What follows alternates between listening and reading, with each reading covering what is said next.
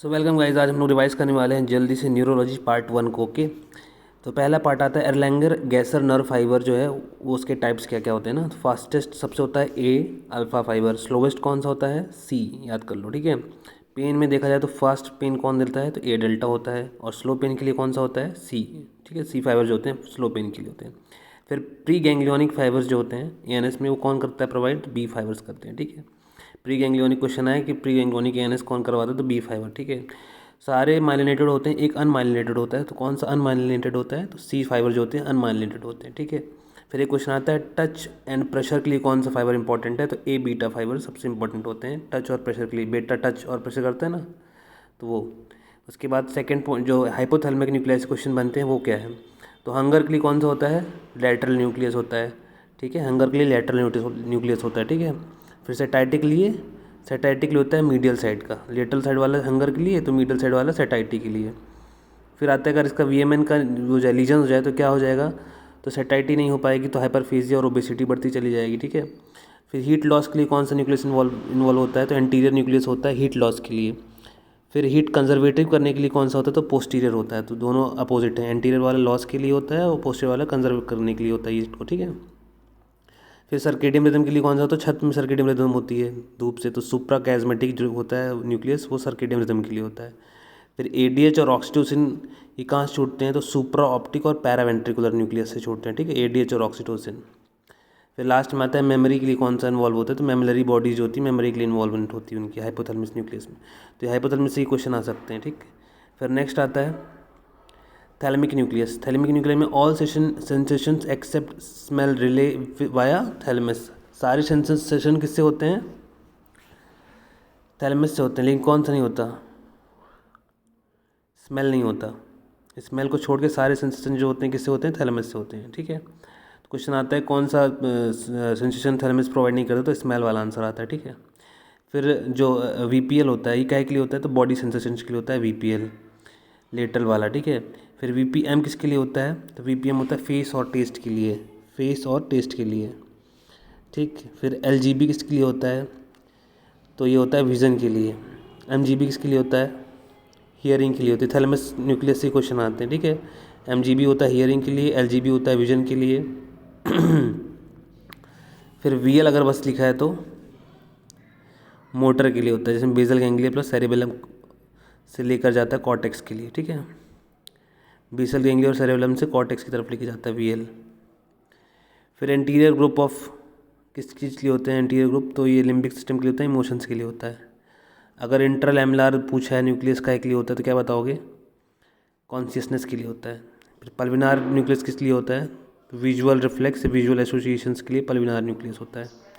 Vision के लिए LGB है, लेकिन विजुअल एसोसिएशन विजुअल रिफ्लेक्स बोले तो पल्विनार आंसर आएगा। ठीक है, थैलेमस में अगर लीजन हो जाए तो क्या हो जाएगा? थैलेमिक पेन सिंड्रोम हो जाता है। ठीक, फिर क्वेश्चन जो बेसल गैंग्लियस बनते हैं वो क्या है? तो मेन कंपोनेंट बेसल गैंग्लिया क्या क्या होता है? तो कॉर्डेट होता है, पुटेमन होता है, ग्लोबस पैलिडस होता है। ठीक है, फिर क्वेश्चन आता है कॉर्पस स्ट्रिएटम के अंदर क्या क्या चीज़ें होती हैं? तो कॉर्पस स्ट्रिएटम किससे बना है मिलके? कॉर्डेट और पुटामेन से बनकर बनता है कॉर्पस स्ट्रिएटम। ठीक है, सीपी जो है कार्पस में सीपी आता है ना, सीपी तो कॉर्डेट प्लस पुटामेन। फिर लेंटिफॉर्म किससे मिलकर बना है? तो lentiform nucleus putamen plus globus pallidus, PG हो जाता है लेंटिफॉर्म में, पीजी। ठीक, फिर आउटपुट न्यूक्लिया कौन कौन से होते हैं? तो GP interna and SN reticulata. SN reticulata ये दोनों आउटपुट होते हैं। ठीक है, GP interna and SN reticulata जो होता है, तो GP globus pallidus interna and substantia nigra reticulata ये होते हैं आउटपुट न्यूक्लियाई। फिर इनिबिटरी में कौन सा आता है न्यूरोट्रांसमीटर? तो गाबा होता है। फिर डोपामिन, डोपामिन अगर कम जाए तो क्या हो जाएगा?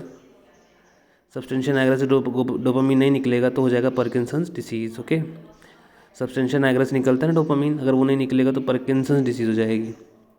फिर काउडेट डिजनरेशन का एक लिए होता है, मतलब काउडेट डिजनरेशन अगर हो जाए तो क्या डिसीज़ हो जाएगी? तो हंटिंगटन डिसीज़ होती है। क्वेश्चन आता है हंटिंगटन डिसीज़ किस चीज़ से रिलेटेड है? तो आंसर आता है काउडेट से। फिर सब थैलेमिक लीजन जो होता है किसके लिए होता है? सब थैलेमिक लीजन अगर हो जाए तो क्या हो जाएगा? तो हेमीबालिज्म होता है। याद कर लो, हंटिंगसन और हेमीबालिज्म कन्फ्यूजन होती है, इसलिए साथ में रख दिए। हेमीबालिज्मस जो होता है सब थैलेमिक लीजन से होता है। ठीक, डायरेक्ट पाथवे से क्या होती है? मूवमेंट इंक्रीज होती है, और इनडायरेक्ट पाथवे से मूवमेंट डिक्रीज होती है। ठीक है। डायरेक्ट पाथवे अगर यूज़ हो रहा है तो मूवमेंट बढ़ेंगी, एक्सेलरेट हो जाएंगे रिस्पॉन्स। अगर इनडायरेक्ट पाथवे बढ़ के थ्रू जा रहा है तो इनहिबिट हो जाएंगे मूवमेंट, ठीक है। फिर मूवमेंट डिसऑर्डर में 2 इंपॉर्टेंट चीज़ें आती हैं। एक हाइपोकिनेटिक किसमें हो जाएगा, मतलब बॉडी मूवमेंट कम जाएंगे, तो पार्किंसंस में बॉडी मूवमेंट कम होते हैं। और हाइपरकिनेटिक में कौन से में हाइपरकिनेटिक दिखते हैं मूवमेंट, तो कोरिया, बालिसमस, डिस्टोनिया, मायोक्लोनस और टिक्स, ये सारे हाइपरकिनेटिक डिसऑर्डर्स के अंदर आते हैं, ठीक है। कोरिया, बालिसमस, डिस्टोनिया, मायोक्लोनस और टिक्स। फिर नेक्स्ट क्वेश्चन ट्रेमर्स के ऊपर क्वेश्चन आता है। ट्रेमर 2 टाइप के होते हैं, एसेंशियल और इंटेंशनल, मेनली जो पढ़ने पर चाहिए हम लोगों को। एसेंशियल ट्रेमर क्या होता है ये, तो एसेंशियल ट्रेमर आता है एक्शंस का और पोस्चर चेंज के कारण। कोई एक्शन ले रहे हो कुछ या फिर पोस्चर चेंज कर रहे हो तब एसेंशियल ट्रेमर होने लगता है, जो कि इंप्रूव होता है किसके द्वारा, अल्कोहल पीने से इंप्रूव हो जाता है essential tremor, okay. Now inheritance क्या होता है, ये इनहेरिटेड होता है, ऑटोसोमल डोमिनेंट इनहेरिटेंस होती है इसमें, पेरेंट्स को है तो बच्चों में हो जाती है। इसका ट्रीटमेंट ऑफ चॉइस पूछता है, तो फर्स्ट क्या है इसका आंसर, प्रोपेनोलॉल होता है treatment of choice essential tremor का, ठीक है। इसमें हेड नोडिंग प्रेजेंट रहती है, हाँ सर घूमता रहेगा, ठीक है।